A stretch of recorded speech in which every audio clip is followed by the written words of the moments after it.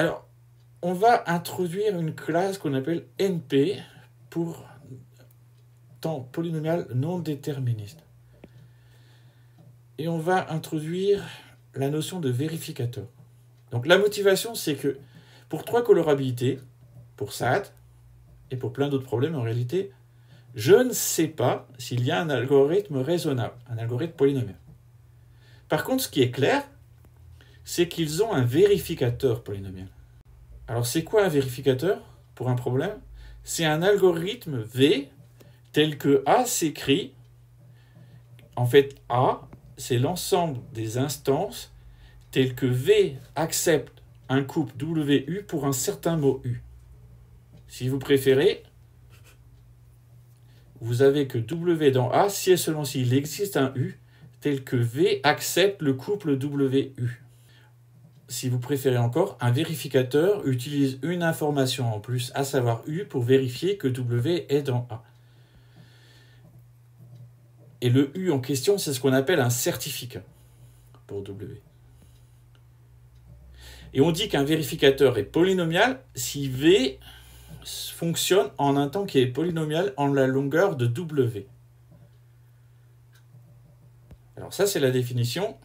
Et ce que je dis, c'est que mes deux problèmes, donc SAT et 3 colorabilités, sont polynomialement vérifiables.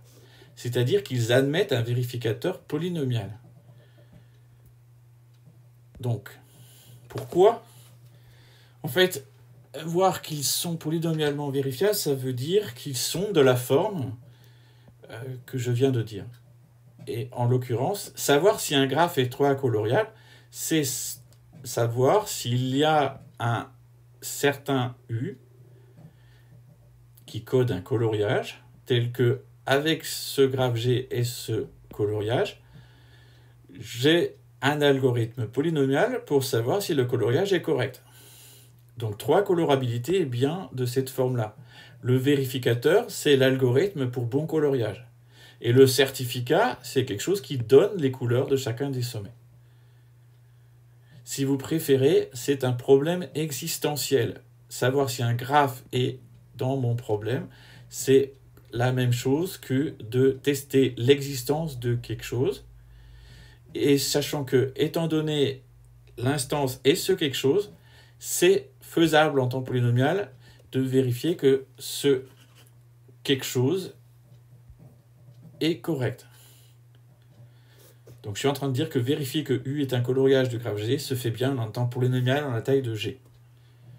Alors peut-être que tout ça n'est pas clair, mais il faut des exemples, des séries d'exemples pour comprendre.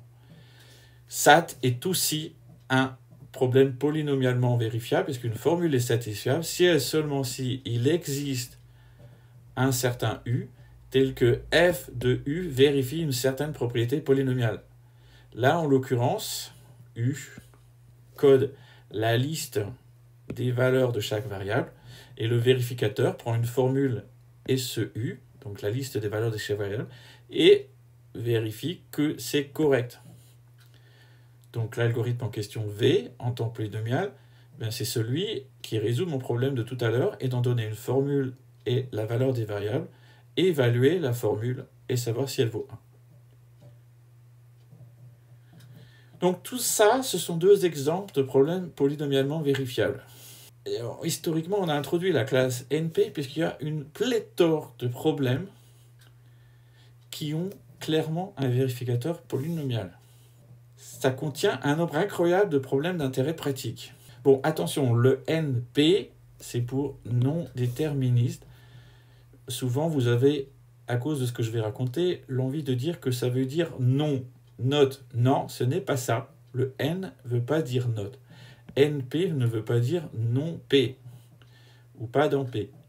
Ça vient de non déterministe. Et j'expliquerai dans un prochain cours pourquoi non déterministe apparaît ici. Pour l'instant, je vais simplement dire que ça correspond aussi aux machines de Turing non déterministes et laisser ça pour le futur. Enfin, par définition, P est inclus dans NP. Parce que si j'ai un problème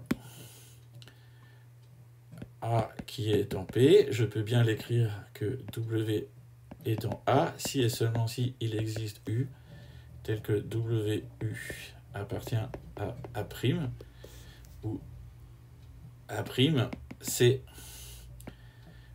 l'ensemble des couples WU, tel que W est dans A. Bon, c'est une façon très compliquée de dire que si A est dans P, ça c'est clairement dans P, et je pourrais bien l'écrire comme ça. Et que donc, par définition, P est inclus dans NP.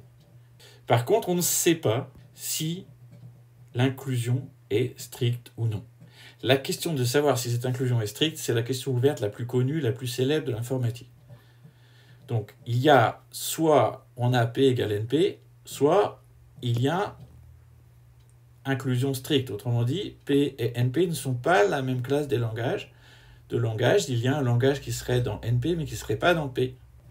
C'est une des questions qui a été listée comme la question les plus importantes, les 4 questions les plus importantes pour les mathématiques et l'informatique pour le millénaire en 2000.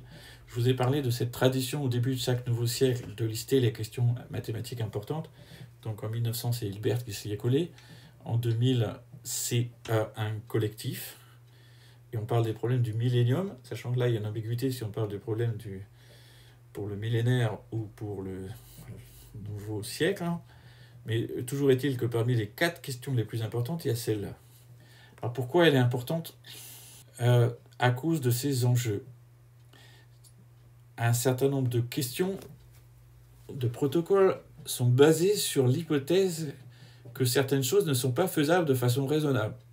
C'est par exemple les problèmes, beaucoup de protocoles cryptographiques, basés sur l'idée qu'on ne peut pas les casser facilement.